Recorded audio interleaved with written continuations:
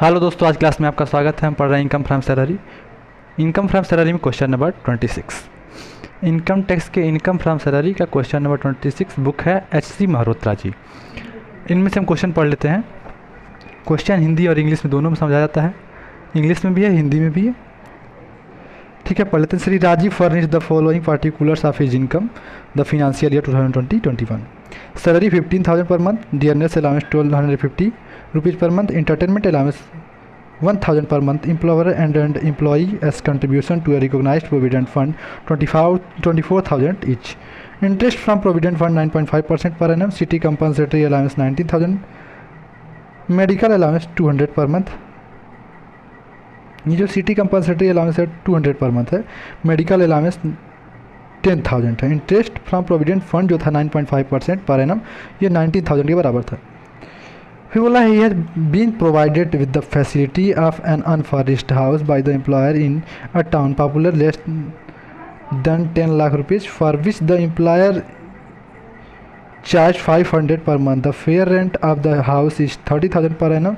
The house is owned by the employer. The employer has employed for his sweeper 2,200 per month and a servant 750 rupees per month. Compute the taxable income under the head salary for the assessment year 2021-22। अब क्या है, जब भी हम question लगाते हैं तो क्या मैंने बताया, फॉर द असेसमेंट ईयर 2021-22 जो भी आपका असेसमेंट ईयर है वो लिख देते हैं, क्योंकि यहाँ पे जगह कम है इसलिए हम नहीं लिखते हैं। सबसे पहला मेरा पॉइंट क्या होता है, बेसिक सैलरी। देखिए कि मैंने इतना आपको क्वेश्चन बता चुका हूँ पीछे, इतना ज़्यादा कि यहाँ पे कुछ बताने की खास ज़रूरत नहीं है, सिर्फ लगाते चलना है। और सिर्फ मैं इसलिए लगा रहा हूँ कि क्वेश्चन में सब कुछ आपको दे सकूँ, प्रत्येक क्वेश्चन आपके पास हो, जिसमें कहीं कन्फ्यूजन हो तो आप हमेशा देख सकें, सिर्फ इसके लिए। वरना मैंने कितना क्वेश्चन बताया है कि इस क्वेश्चन में कोई बड़ी बात ही नहीं है कि जो बताया जाए। पहला है सैलरी, जिसे हम बेसिक सैलरी हम जानते हैं 15,000 रुपीज़ पर मंथ। एनुअल करते हैं हम, इसलिए एनुअल कर देते हैं, 1,80,000 हो गया। सेकेंड पॉइंट आपका है डियरनेस अलाउंस, जिसे हम शॉर्ट में कहते हैं DA। ये DA बहुत कंफ्यूज करता है हमेशा, एक चीज़ हम लोगों को हमेशा परेशानी करता है कि इस DA का यूज कहाँ पे होता है कहाँ पे नहीं होता है। देखिए हर जगह का DA का यूज नहीं होता है। DA का यूज जहाँ भी होता है वहाँ पे डियरनेस अलाउंस की जगह डियरनेस पे लिखा होता है, ठीक है। और जहाँ पे डियरनेस पे नहीं लिखा होता है वहाँ मूल वेतन के लिए फॉर सैलरी लिखा होता है, for the purpose of salary, वरना नहीं लिखा होता है। तो अगर तो नहीं करते हैं, अगर लिखा होता तो कर देते हैं। इंटरटेनमेंट अलाउंस, ये हम जानते हैं सरकारी कर्मचारी को छोड़कर और किसी को इस चीज़ की छूट नहीं मिलती है, और छूट मिलती भी है सरकारी कर्मचारी को, कितनी होती है, उस इंटरटेनमेंट अलाउंस का 1/5 या 5,000 में जो भी कम हो। तो यहाँ पे ऐसा कुछ नहीं है, ये सरकारी कर्मचारी है नहीं, इसलिए कोई ख़ास मुद्दा ये बन नहीं पाया। तो ये 12,000 हम लिख देते हैं।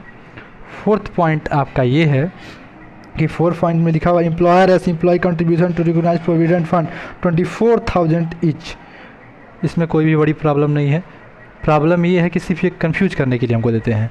यहाँ पे अमाउंट लिख दिया है, हम जानते हैं कि 12% तक डिडक्शन होता है, 12% से कम होता है तो कुछ नहीं, और 12% से ज़्यादा अगर अमाउंट आ रहा हो तो हम उसको छूट देते, उतना 12% एग्जम्प्ट करते हैं, उसके बाद टैक्सेबल कर देते हैं। तो यहाँ पर वैसे भी हमको ये पता करना होता है कि सैलरी का ही हम लेते हैं, तो सैलरी का हम जान लें कि सैलरी में क्या लेते हैं। तो रिकॉग्नाइज्ड प्रोविडेंट फंड जब भी निकाल रहे हो तो बेसिक सैलरी लेते हैं, और बेसिक सैलरी में आपके दिया हुआ है 1,80,000। अगर आपका जो ये अमाउंट हो रहा है कितने के बराबर है ये हमको जानना है, तो पहले देख लीजिए। हमको 12% ही डिडक्शन चाहिए, 12% से ऊपर जो होगा वो टैक्सेबल होगा। तो 12% देख लेते हैं, 1,80,000 जो आपका है उसका 12% होता है 21,600, यानी कि 2,400 रुपये का हमको टैक्सेबल होगा। इतने से ही मतलब रखना हमको। पॉइंट फिफ्थ, यहाँ पे लिखा हुआ है कि इंटरेस्ट फ्रॉम RPF। क्यों परेशान करता है, क्यों HC मल्होत्रा जी सिर्फ इसलिए कि आपका माइंड डाइवर्ट कर दिया जाए, उसके लिए इसी परेशान करते हैं ये, और कुछ नहीं है इस क्वेश्चन में। अरे हम जानते हैं 9.5% तक डिडक्टेबल होता है, उससे कम होगा तो भी डिडक्टेबल है, उसके बराबर होगा तो भी डिडक्ट, ऊपर ये लिखते नहीं है, कभी कभी आपको 10% या 11% मिलता होगा किसी क्वेश्चन में, वरना हमेशा 9.5 से नीचे या 9.5 तक देते हैं जो कि डिडक्टेबल है। तो interest from RPF, interest from वो अमाउंट को कुछ भी हो, जब वो 9.5% से ऊपर होगा तभी ना टैक्सेबल होगा, तो ये होगा एग्जम्प्ट। इसके बाद 6th पॉइंट है। 6th पॉइंट में लिखा हुआ city compensatory allowance, CCA. CCA क्यों मिलता है? सीसीए प्रश्न लगाने से पहले मैं बता दूँ सीसीए क्यों मिलता है। सीसीए इसलिए मिलता है कि आप ही से एक प्रश्न है मेरा, मैं इसके पहले भी इस चीज़ को बता चुका हूँ, फिर से बता देता हूँ। कोई व्यक्ति अपने ऑफिस से, चाहे आप प्राइवेट कर्मचारी हो चाहे ऑफिस गवर्नमेंट कर्मचारी हो, कोई 500 मीटर दूरी पे काम करता है, कोई 100 मीटर दूरी पे काम करता है, और कोई 50 किलोमीटर की दूरी काम करता है, कोई 100 किलोमीटर दूरी से आके अपने ऑफिस काम करता है। तो क्या सबकी समस्या एक ही बराबर है? नहीं। जो 100 किलोमीटर और 50 किलोमीटर से दूर आ रहा है ना, उसकी समस्या बड़ी है। वो चाहेगा कि मैं 50 मीटर से आऊँ, लेकिन हर व्यक्ति के लिए वो सुविधा दी नहीं जा सकती। तो जिसे 50 किलोमीटर दिया जाता है, और जिसे 5 किलोमीटर या 1 किलोमीटर या 500 मीटर, जिसे 500 मीटर दिया जाता है उसे ये सुविधा नहीं मिलती है। लेकिन जिसे 50 किलोमीटर है तो उसको कुछ तो कुछ सुविधा दीजिए, तो उसके लिए ये सुविधा होती है कि आप सीसीए लीजिए। तो सीसीए क्या होता है? 200, यहाँ पे लिखा हुआ जो भी अमाउंट लिखा हो, 200 पर मंथ मिलता है इनको सीसीए के रूप में, तो ये टैक्सेबल होता है कन्फर्म। तो यानी 2400 रुपीज़ ये हो गया टैक्सेबल। उसके बाद 7th पॉइंट है आपका, 7th पॉइंट क्या देख लें, मेडिकल अलाउंस। ये भी टैक्सेबल होता है, उसमें कोई गुंजाइश नहीं है। मेडिकल अलाउंस ये है आपका कितना भी है, 30,000 है, 10,000, चलिए 10,000 है। इसके बाद आपको मिल रहा है आरपीएफ, आरएफए। क्या मिल रहा है? RFA, 8th point RFA. ये आरएफए निकलता कैसे है? ये समस्या है क्या? कोई समस्या नहीं। यहाँ पे लिखा हुआ है, मैंने आपको पहले बता दिया था, बहुत बार बताया हूँ, फिर से बता देता हूँ कि रेंट फ्री एकोमोडेशन में एक चीज़ होती है, वो पॉपुलेशन देखता है, सिटी देखता है, या फिर प्रश्न देखता है। प्रश्न ने सीधे दे दिया कि 15%, तो 15%, 7.5%, 7.5%, 10%, 10%।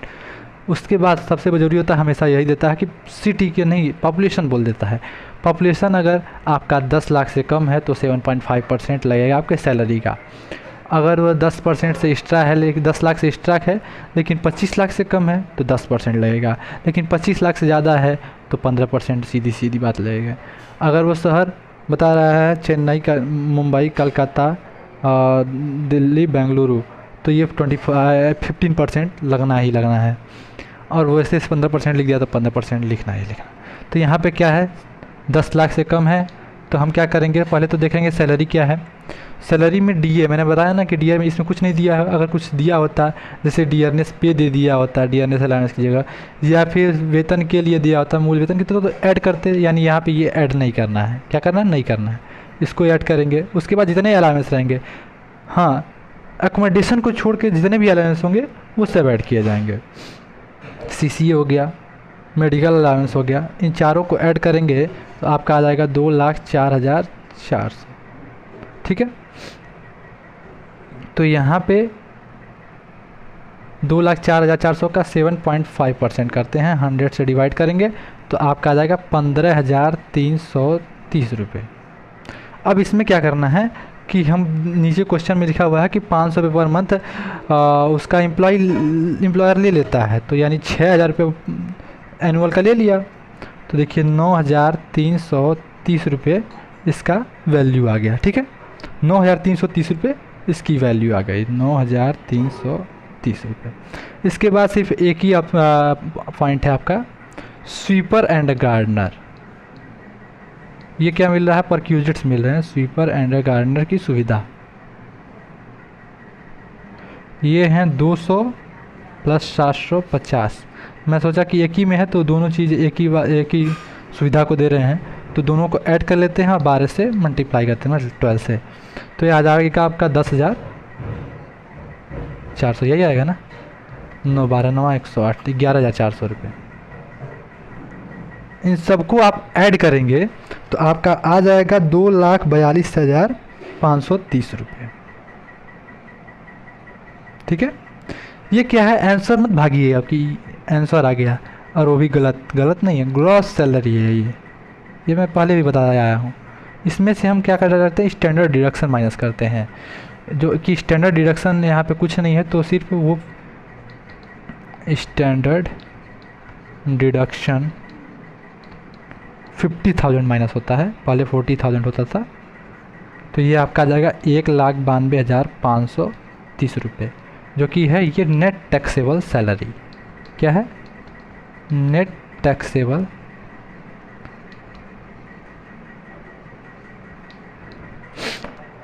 दोस्तों, आपका आंसर आ चुका है। दूसरी बात यह है कि एक बच्चे ने कमेंट किया था, एक क्या कई बच्चे कमेंट कर चुके हैं, एक का मैंने ध्यान दिया कि वहाँ पे कि सर लाइव क्लास कराइए ना। लाइव क्लास तभी हो पाएगी दोस्तों जब तक आप मेरे सब चैनल को 1,000 सब्सक्राइबर तक पूरा नहीं कर पाएंगे। मैं अगर लाइव कर भी देता हूँ तो समस्या इस चीज़ की है कि आपके पास जो वीडियो जाएगी लाइव की वो धुंधली आएगी। अगर आपको धुंधली वीडियो नहीं बल्कि क्लियर वीडियो और लाइव देखना है तो आप मेरे चैनल को कम से कम 1,000 सब्सक्राइबर तक पार पहुँचाएँ। मैं आपके लिए लाइव वीडियो लाऊंगा। धन्यवाद, मिलते हैं आपसे अगली क्लास में।